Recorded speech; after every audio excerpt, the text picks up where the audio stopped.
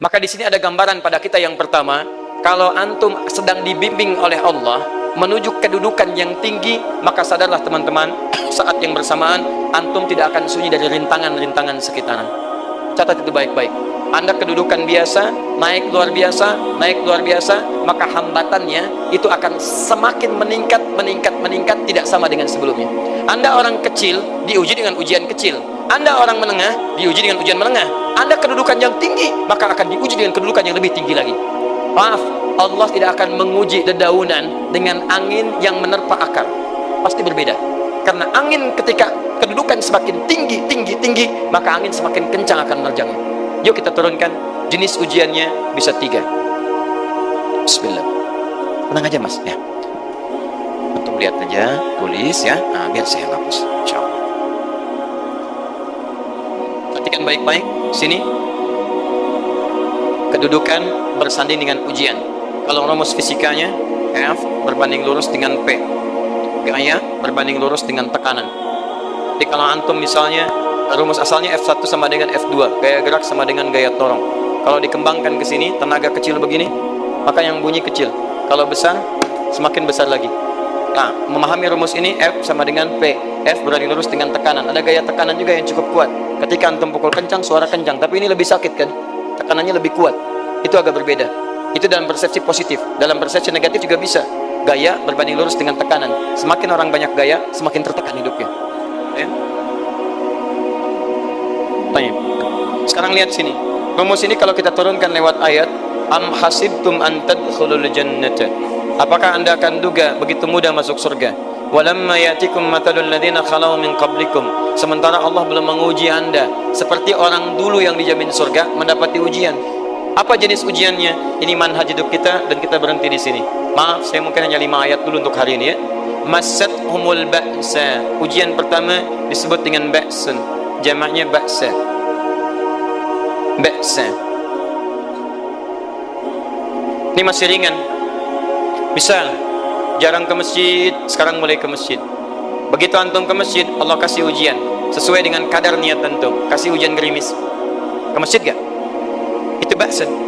Begitu antum ke masjid, orang Arab katakan, nazil matar, turun hujan. La ba's, la ba'sa, la ba'sa. Gak ada masalah. La ba'sa, tidak ada masalah. Serap ke dalam bahasa Indonesia lewat labas. Labas lewat, ringan. Berarti kalau antum diuji dengan yang ringan, maka antum kadarnya masih ringan, akan dinaikkan kepada yang menengah. Akan yang menengah. Hati-hati betul. Kalau antum belum lulus yang di sini, maka antum akan terus sampai di sini, sampai lulus di sini. Sampai lulus. Antum mau berangkat ke masjid gerimis bisa. Tiba-tiba nggak jadi di rumah. Isi antum mengatakan, "Pak, kok nggak ke masjid? Hujan mah kan cuman gerimis, takut ria, masya Allah." Padahal antum misalnya belum kuat untuk berangkat, maka antum akan terus diuji di sini. Lihat rumusnya, Quran surah kedua ayat 286. La yukallifullahu nafsan illa, Allah tidak akan pernah menguji seorang hamba di luar kadar kemampuannya. Jadi kalau antum masih ujian yang ringan, antum diberikan yang ringan. Antum naik menengah, diberikan yang menengah. Antum naik lagi level tinggi, diberikan ujian yang berat. Menengahnya disebut dengan darrun. Waddarra, dari ba'sun jadi darrun. Jamaknya darra. Sudah menyakiti fisik. Kena fisik, sudah melukai, hujannya makin deras. Ya, kalau dalam kehidupan yang ini mungkin celaan biasa. Duh, sudah berubah ya, masya Allah. Sekarang jilbabnya sudah panjang, masya Allah. Duh, semakin panjang ya, nyaingin Batman ya, masya Allah. Udah banyak. Begitu sudah mulai pakai cadar ninja, oh masya Allah. Darra, sudah nggak enak ke fisik. Darrun. Lihat rumusnya ya, lihat rumusnya baik-baik. Ini lebih menenangkan pada jiwa. Ketika anda dalam level-level seperti ini artinya Allah sedang menaikkan iman anda dalam level yang lebih tinggi lagi. Jadi ketika ada celaan menghunjam dalam lisan seseorang, sudah mulai menyakiti, itu sebetulnya pengakuan dari Allah lewat lisan orang itu, bahwa anda sedang diangkat keimanan pada tingkat yang lebih tinggi. Ada yang mengatakan, kamu kenapa sih pakai jilbab begitu? Yang biasa aja kali. Yang iman biasa sudah banyak.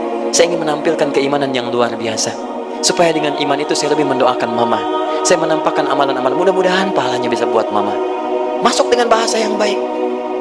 Masya Allah. Jadi kalau antum bisa melawan hal-hal demikian dengan bahasa yang indah, itu nyaman kepada jiwa.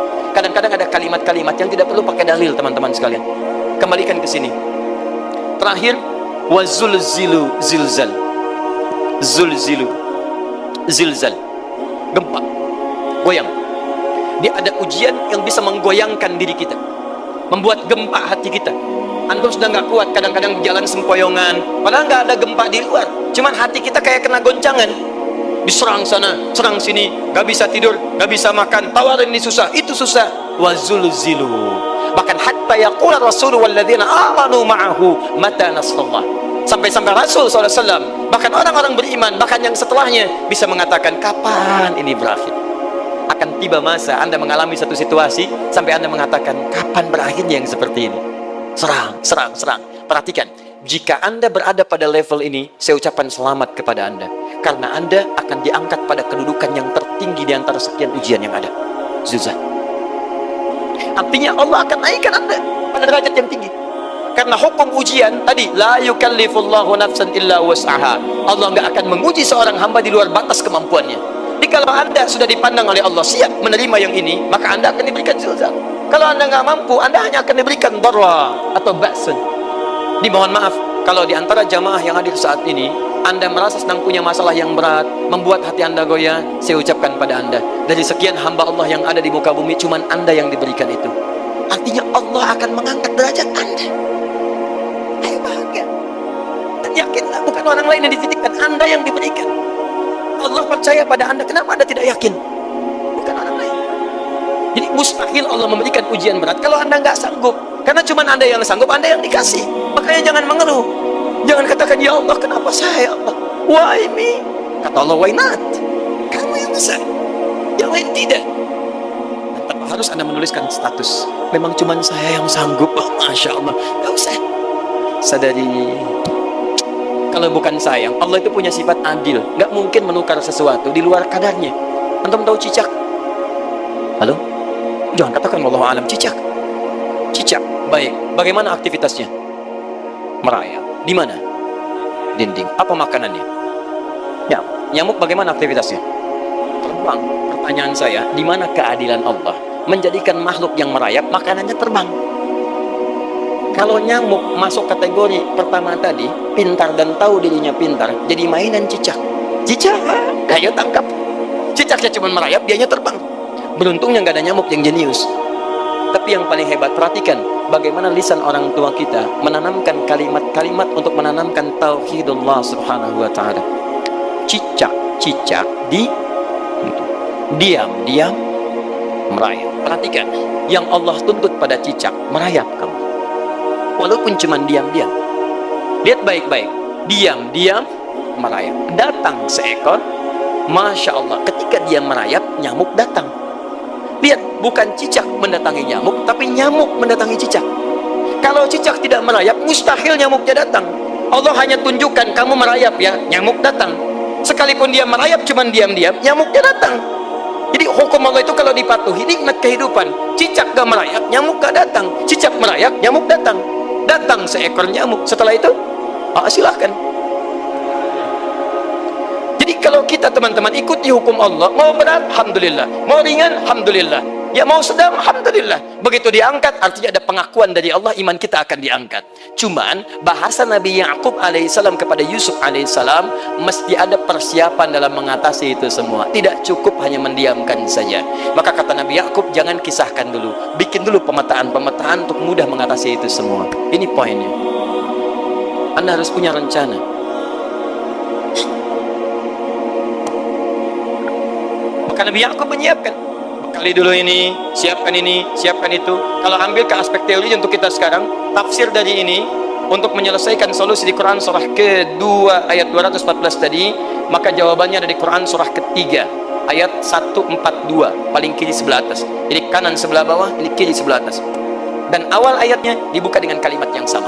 Perhatikan, Al-Baqarah ayat 214 kalimatnya menggunakan am hasibtum an tadkhulul jannah. Ali Imran 142 am hasibtum an tadkhulul jannah. Yang Al-Baqarah itu ujiannya, walamma ya'tikum mathalul ladzina khalau min qablikum masathumul ba'sa wad-dharra waz-zulzilu. Yang Ali Imran itu solusinya. Am hasibtum an tadkhulul jannata walamma ya'lamillahu alladhina jahadu minkum wa ya'lamas sabirin. Saya tutup sampai sini dulu. Teman-teman perhatikan, walamma, sedangkan Allah ya'lamillahu alladhina jahadu minkum, belum melihat kesungguhan Anda untuk mengatasi berbagai persoalan kehidupan itu. Kalimat jahadu, akar katanya dari kata al-juhdu, serius, sungguh-sungguh. Jadi kalau persoalan Anda ingin segera selesai, Anda mesti serius. Hei yang sedang kuliah, kalau mau cepat selesai kuliahnya, serius belajarnya, pahami dengan baik. Kalau Anda nggak pernah serius, bagaimana bisa menyelesaikan pelajaran dengan baik? Hei yang sedang berumah tangga, kalau ingin baik rumah tangganya, serius dalam berumah tangga, keluarkan hukum-hukum Allah, terapkan dalam kehidupan rumah tangga, Anda akan mendapatkan manfaatnya. Hei yang sedang berbisnis, serius dengan pekerjaan, karena hanya orang serius yang bisa menghasilkan kekayaan-kekayaan yang terbaik. Serius dalam ibadah, karena ibadah melahirkan keberkahan dengan kekayaan yang Anda dapatkan dari titipan Allah Subhanahu wa Ta'ala. Ayo serius. Al-juhdu dibagi 3 bagian. 1, serius dalam merencanakan, disebut ijtihad namanya. Bikin rencana. Misal, maaf, tadi dalam keluarga, kalau diambil kedudukan Yusuf alaihissalam, antum tempatkan itu pada porsi pertama sebagai target. Misal, Yusuf diberikan kedudukan oleh Allah. Bagaimana anak saya punya kedudukan walaupun tidak sama dengan Yusuf alaihissalam? Cari, rencanakan, buat pemetaan. Di masa depan anak saya mesti punya kedudukan. Apa? Kalau dalam kedokteran, kedudukan dokter yang terbaik. Kalau dalam bisnis, pengusaha yang terbaik. Misal, kalau dalam pemerintahan, jangan tanggung-tanggung, jadi presiden, jadi itu. Anda turunkan kemudian pendidikannya dari situ. Ijtihad direncanakan. Masuknya lewat sini, lewat sini, lewat sini, lewat sini. Seperti kemudian, maaf, Hannah dengan Imran rahimahumullah merencanakan hasil yang terbaik untuk Maryam, bahkan sejak dalam kandungan. Quran surah ketiga Ali Imran dari ayat 35 sampai 37, paling kiri pertengahan sampai bawah. Idh qalat imra'atu Imran rabbi inni nazartu, bahkan nazartu ma fi batni muharrara, saya bernazar anak saya yang lahir ini akan punya kedudukan dekat dengan Allah Subhanahu wa Ta'ala. Di sejak bayi direncanakan mau jadi apa. Setelah itu apa? Jihad. Jihad itu kesungguhan dalam mempraktekkan, mengaktualisasikan konsep yang sudah dibuat. Jangan sampai cuma berdoa, tapi doanya tidak disandingkan dengan ikhtiar, nggak nyambung. Makanya ketika lahir ada jihad, jihad dengan doa. Falamma wada'at saqalat rabbi inni wada'tuha untha, ayat 36-nya. Wallahu a'lamu bima wada'at wa laysa dzakaru kal untha. Lihat, wa inni sammaituha Maryam wa inni wa'idhuha bika wa dzurriyyataha minasyaitonir rajim. Doa. Setelah berdoa apa? Teruskan. Bagian akhirnya ayat 37-nya. Maaf teman-teman, tidak cukup dengan doa. Karena Maryam masih dekat dengan Allah, punya kedudukan, dia mesti dirawat oleh orang yang paling saleh. Cari Nabi Zakaria, orang saleh, mesti merawat. Tempatnya masih netral dari keburukan, bikin mihrab. Jadi tempat dibuatkan, orang saleh merawat, doa dipanjatkan, doa berbanding lurus dengan ikhtiar. Apa yang terjadi? Ayat 37-nya. Fataqabbalaha rabbuha biqabulin hasanin wa ambataha nabatan hasana. Maka Allah Subhanahu wa Ta'ala menerima usaha orang tua ini. Doanya diterima, ikhtiarnya diterima. Jadi kalau antum mengambil ayat tadi, diterapkan dalam kehidupan, rencanakan teman-teman sekalian. Anak mau sekolah di mana? Mau jadi apa? Turunkan ke bawahnya. Oh, dia mau jadi dokter yang hafal Quran, turunkan. Pendidikannya di sini sampai paling kecilnya. Siapa gurunya yang dekat dengan Allah? Sekolahnya yang menjauhkan dari hal-hal keburukan. Sampai satpamnya soleh, securitynya soleh, koperasinya orang-orang soleh, gurunya orang-orang soleh. Hadirkan. Kalau ikhtiarnya sudah nyambung dengan doa, maka fataqabbalallah. Taqabbalaha rabbuha. Diterima Maryam, antum diterima. Di kadang-kadang yang nggak nyambung nih begini, doanya nggak nyambung dengan ikhtiar, itu masalahnya. Ya Allah, mohon ya Rabb, jadikan anak saya rajin sholat, hafal Al-Quran, tapi ditempatkan di sekolah yang tidak pernah mengajarkan sholat, nggak nyambung. Ditempatkan di tempat yang tidak pernah mengajarkan Quran, tidak nyambung. Nggak ada kesamaan di situ. Maka Nabi Ya'qub alaihissalam memberikan gambaran kepada anaknya, nah, kamu akan punya kedudukan begini, hati-hati, setiap ada kedudukan akan ada rintangan, kamu harus punya rencana untuk merencanakan solusi-solusi terbaik untuk itu. Kemudian yang terakhir, ini yang paling hebat, mujahadah, perjuangan melawan emosi. Karena tidak sedikit tantangan itu, maaf, yang berat itu bukan menghadapi fisiknya, tapi menghadapi diri kita sendiri. Mau ke masjid, malas, itu yang susah dihadapi dibandingkan dengan hujan. Hujan ada payung, malas mau pakai apa? Maaf, menurun, semangat turun, malas datang, kecewa datang, pesimis datang, lawan, namanya mujahadah. Gabungkan ketiganya, isi dengan sabar. Wa ya'lamas sabirin. Manhaj itulah yang diberikan kepada Yusuf sehingga Yusuf nanti mengalami tahapan-tahapan kehidupan sampai dengan beliau mencapai puncak tertinggi, disebut kemudian menjadi Al-Aziz, dan disitulah kemudian terbukti mimpinya setelah 40 tahun atau 80 tahun disebutkan dalam satu riwayat, maka terbuktilah mimpi ini punya kedudukan bapak ibunya beserta saudara-saudaranya sujud di hadapan Yusuf alaihi salam. Teman-teman, ini baru 5% dari pengajaran yang ada di surah Yusuf. Masih banyak hal yang lainnya. Bagaimana ketika mohon maaf bertemu dengan saudaranya. Saya kasih bocoran sedikit. 10 orang rapat di satu tempat untuk mencelakai Yusuf. Setelah mereka menyimpulkan bapaknya itu lebih perhatian kepada Yusuf. La Yusuf wa ahabbu ilaina. Yusuf itu lebih dicintai dibandingkan kita pada diri bapak kita. Bapak kita salah nih. Bapak kita salah. Masya Allah. Bapak kita sesat nih. Ya, inna abana la fi dhalalim mubin. Bapak kita sesat banget nih. Salah bapak nih. Ya harusnya kita yang dicintai, kita lebih kuat. Wa nahnu usbah, kita lebih hebat dibanding dia. Rapat teman-teman. Yang hebat begini, 10 orang rapat diajukan usulan untuk membunuh Yusuf. Saya mau tanya pada antum, kalau 10 orang rapat, 9 mengusulkan A, 1 mengusulkan B, kira-kira yang diterima secara quorum 9 atau 1? 9. Ini bisa tertukar. Pembunuhan diusulkan 9 orang condong, 1 orang mengusulkan la taqtulu Yusuf, jangan bunuh Yusuf, alqihi fi ghayabatil jubbi yaltaqithu ba'd as-sayyarah, cukup lemparkan dia ke tempat gelap, kemudian di tempat itu akan lewat para kafilah, dia diambil dan menjauh dari kita. Yang penting kan Yusufnya nggak ada, supaya dosa kita nggak berat-berat amat. Yusufnya ambil, itu kan tujuan kita. Lihat baik-baik, biasanya setan kalau sedang melakukan sesuatu itu nggak akan nanggung, nodong bisa pembunuhan, lempar bisa perampokan. Tapi ini yang aneh, kenapa 9 orang yang untuk membunuh itu tiba-tiba belok menyepakati rencana yang pertama? Yang 1 orang, 9 orang, 10 orang rapat, 9 punya A, tiba-tiba yang 9 berpindah kepada yang B yang cuma 1 orang. Kenapa bisa terjadi? Ada rahasia di situ. Kapan rahasianya? Kapan-kapan kita bahas.